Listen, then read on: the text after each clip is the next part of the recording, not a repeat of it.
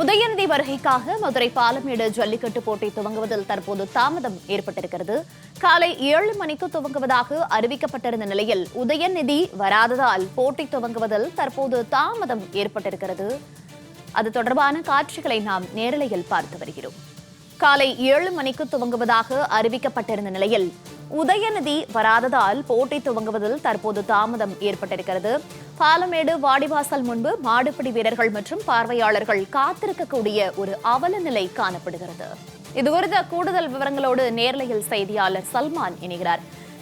சல்மான், வணக்கம். இன்றைக்கு மாட்டுப் பொங்கலான இன்று பாலமேடு ஜல்லிக்கட்டு போட்டி காலை 7 மணிக்கு துவங்குவதாக அறிவிக்கப்பட்டிருந்த நிலையில் உதயநிதி ஸ்டாலின் வராததால் தற்போது அங்கு தாமதம் ஏற்பட்டிருக்கிறது. தற்போது கள தகவல்கள் தற்போது வரைக்குமாக இந்த போட்டி தொடங்காத நிலையில் இன்னும் நீண்ட நேரம் தாமதமாகவும், குறிப்பாக 7:30 மணி முதல் 8 மணி வரைக்குமாக தாமதமாக கூடிய ஒரு சூழல் ஏற்பட்டிருக்கிறது. இதன் காரணமாக காலை முதலாக 4 மணிக்கெல்லாம் வந்திருக்கக்கூடிய மாடுபிடி வீரர்கள், அதே போன்று காலை உரிமையாளர்கள் மற்றும் அதிகாரிகள் உள்ளிட்ட அனைத்து தரப்பினருமே நீண்ட நேரமாக ஒரு 4 அனைத்து தரப்பினரும் நீண்ட நேரமாக போட்டி தொடங்குவதாக அதிகாரி 4 மணிக்கெல்லாம் அந்தந்த பகுதிகளுக்கு வருகை பார்வையாளர்களும் காலை உரிமையாளர்களும் அதிகாரிகள் உள்ளிட்ட அனைத்து தரப்பினரும் துணை முதலமைச்சரின் வருகைக்காக காத்திருக்கக்கூடிய ஒரு நிலைக்கு தள்ளப்பட்டிருக்கிறார்கள். தொடர்ந்து துணை முதலமைச்சரின் வருகையை காரணம் காட்டி, பாதுகாப்பு காரணத்தை காட்டி ஒவ்வொரு பொதுமக்களையும் பார்வையாளர்களையும், குறிப்பாக இந்த வருவாய்த்துறை அதிகாரிகளை கூட, வட்டாட்சியரை கூட அனுமதிக்காத அளவிற்காக காவல்துறை தடுப்புகள் அமைக்கப்பட்டிருக்கின்றன. இதனால் வட்டாட்சியர், வருவாய்த்துறையினருக்கும் காவல்துறையினருக்கும் இடையே வாக்குவாதம் ஏற்படக்கூடிய ஒரு அவல நிலையும் தொடர்ந்து வருகிறது. இந்த நிலையில்தான் இந்த போட்டியை பொறுத்த மட்டிலும் மாலை 5 மணி வரைக்குமாக நடைபெறும். 1000 காளைகள் பங்கேற்கும் என கூறப்பட்ட நிலையில் தொடர்ந்து போட்டியானது 1 மணி நேரம் அளவிற்காக தாமதமாகக்கூடிய ஒரு நிலை உள்ளதால் காளைகளுடைய எண்ணிக்கை குறைவாக வரும். அதே போன்று வீரர்களும் காலை முதலாக பரிசோதனைக்கு உட்பட்டு அவர்கள் பசியோடு காத்திருக்கக்கூடிய ஒரு நிலையில் அவர்களுக்கான அந்த போட்டி சுவாரஸ்யமே குறையக்கூடிய ஒரு நிலைக்கு தள்ளப்படும். எனவே உலக புகழ்பெற்ற பாலமேடு ஜல்லிக்கட்டு போட்டியை அந்த சுவாரஸ்யத்தை குறைக்கும் வகையிலாக இந்த துணை முதலமைச்சரின் வருகை என்பது தாமதம் காரணமாக அவர்களுக்குள்ளாக ஒரு சலிப்பு ஏற்படுத்தி இருக்கிறது என்றுதான் சொல்ல வேண்டும். அதே போன்று இந்த பாலமேடு ஜல்லிக்கட்டு போட்டியை பொறுத்த மட்டிலும் 1000 காளைகள் மற்றும் 600 மாடுபிடி வீரர்கள் பங்கேற்பதற்கான அந்த ஏற்பாடுகளானது செய்யப்பட்டிருக்கின்றன.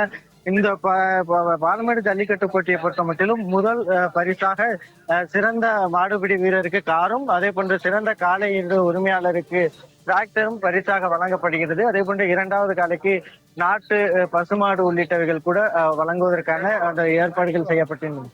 அதே போன்று பாலமேடு ஜல்லிக்கட்டு போட்டியை பொறுத்த மட்டிலும் பொது மகாலிங்க சுவாமி மடத்து கமிட்டி சார்பில் நடத்தப்படுவதன் காரணமாக அந்த ஊர் கிராம காளைகளுக்கு முதலில் மரியாதை கொடுத்து அந்த காளைகள் வாடிவாசல் வழியாக அறிவிக்கப்படும். பரிசுகளை பொறுத்த மட்டிலும் நீங்க நேரடியாக ஒளிப்பதிவாளர் சந்தானம் காட்டிக் கொண்டிருக்கிறார். பீரோல், கட்டில், சைக்கிள், மெத்தை, மிக்சி, கிரைண்டர் உள்ளிட்ட பல்வேறு விதமான பரிசுகளும் வழங்கப்படுகிறது. அதே போன்று போட்டியில் கலந்து கொள்ளக்கூடிய அனைத்து காளைகள் மாடுபிடி வீரர்களுக்குமே தங்க நாணயம் உள்ளிட்ட பரிசுகளும் வழங்கப்படுகிறது. காலை முதலாக 6 மணிக்கு எல்லாம் மாடுபிடி முதல் கட்டமாக களம் இறங்கக்கூடிய 50 மாடுபிடி வீரர்களுக்கான அந்த மருத்துவ பரிசோதனை செய்யப்பட்டிருக்கிறது. அதே போன்று காளைகளுக்கும் மருத்துவ பரிசோதனை செய்யப்பட்டு 1 மணி நேரத்துக்கு மேலாக காளைகளும் மாடுபிடி வீரர்களும் நீண்ட நேரமாக காத்திருக்கக்கூடிய நிலைதான் ஏற்பட்டிருக்கிறது. இந்த பாலமேடு ஜல்லிக்கட்டு போட்டி வாடிவாசலை பொறுத்த மட்டிலும் நீண்ட நெடிய காலமாக இருக்கும். அதே போன்று நிரந்தர வாடிவாசலாக இருக்கும் என்பதால், நீண்ட நெடிய தூரம் இருக்கிறது என்பதால் இந்த வாடிவாசல் முன்பாக ஏராளமான காளைகள் சிறப்பாக விளையாடும். அதே போன்று மாடுபிடி வீரர்களுக்கும் சவால் விடுக்கும் வகையில் இருந்தாலும் கூட மாடுபிடி வீரர்களும் தங்கள் திறமையை வெளிப்படுத்துவதற்கான நெடிய களமாக இருக்கும். அதனால் அந்த பகுதியில் இந்த போட்டியை பார்ப்பதற்கான வீரர்களும் சரி, பார்வையாளர்களும் பல்வேறு நாடுகளிலிருந்து வந்திருக்கக்கூடிய சுற்றுலா பயணிகளும் மிகுந்த ஆர்வத்தோடு இருக்கிறார்கள்.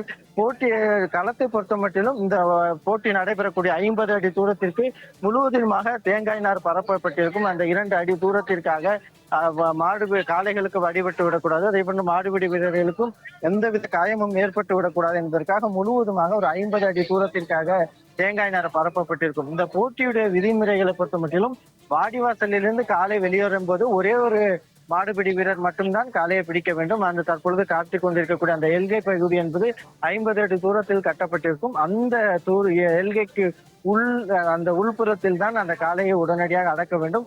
ஒரே ஒரு நபர் மட்டும் அடக்க வேண்டும். அதே போன்று கொம்புகளை பிடிக்கக்கூடாது உள்ளிட்ட பல்வேறு கட்டுப்பாடுகள் தான் அந்த காளைகளை அடக்குவதற்கான முயற்சிகளில் ஈடுபட வேண்டும். இப்படியாக இந்த போட்டி காலை 7 மணிக்காக தொடங்குவதற்கான முன்னேற்பாட்டு பணிகள் நடைபெற்று வரக்கூடிய நிலையில் பாதுகாப்பு ஏற்பாடுகளை பொறுத்த மட்டிலும் 2500 காவல்துறையினர் தென்மண்டல ஐஜி விஜேந்திர பிதாரி தலைமையிலான காவல்துறையினர் பணியில் ஈடுபட்டு வருகிறார்கள்.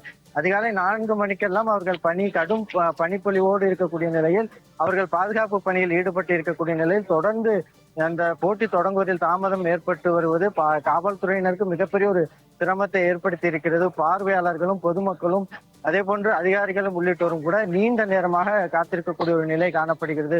உலக புகழ்பெற்ற ஒரு போட்டி என்பது மிகுந்த எதிர்பார்ப்போடு ஒட்டுமொத்த உலகமே எதிர்பார்க்கக்கூடிய சூழலில் இது போன்று தாமதமாக துணை முதலமைச்சரின் வருகையை காரணம் காட்டி தாமதப்படுத்துவது என்பது கிராம மக்களிடையே ஒரு அதிருப்தியை ஏற்படுத்தியிருக்கிறது என்றுதான் சொல்ல வேண்டும். இருந்த பொழுதிலும் அந்த பாலமேடு ஜல்லிக்கட்டு போட்டி இந்த போட்டியை பார்ப்பதற்காக ஒட்டுமொத்த உலகமே எதிர்நோக்கி காத்திருக்கிறது. அதே போன்று களமும் தயாராக இருக்கிறது. மாடுபிடி வீரர்களும் மருத்துவ பரிசோதனை செய்வதற்காக இருக்கக்கூடிய அந்த மருத்துவ குழுவினரும் தயார் நிலையில் இருக்கிறார்கள். ஆம்புலன்ஸ்களை பொறுத்த மட்டும் 10 ஆம்புலன்ஸ் வாகனங்கள் தயார் நிலையில் இருக்கின்றன. தீயணைப்பு துறையினர் அதே போல ரெட் கிராஸ் அமைப்பினர் மருத்துவ உதவிகளுக்காக அழைத்து செல்வதற்கான ஏற்பாடுகள் செய்யப்பட்டிருக்கின்றன. ஆங்காங்கே பேரூராட்சி நிர்வாகம் சார்பில் குடிநீர் உள்ளிட்ட அடிப்படை வசதிகள் செய்யப்பட்டிருக்கின்றன. அதாவது அந்த கிராம கமிட்டி சார்பில் பல்வேறு பகுதிகளிலும் குடிநீர் வசதி ஏற்பாடு செய்யப்பட்டிருக்கின்றன. முதல் முறையாக பாலமேடு ஜல்லிக்கட்டு போட்டியில் ஒவ்வொரு சுற்றுகளின் முடிவுகளை அறிவிக்குமாறு LED திரை மூலமாக ஸ்கோர் போர்டு அமைக்கப்பட்டிருக்கின்றது.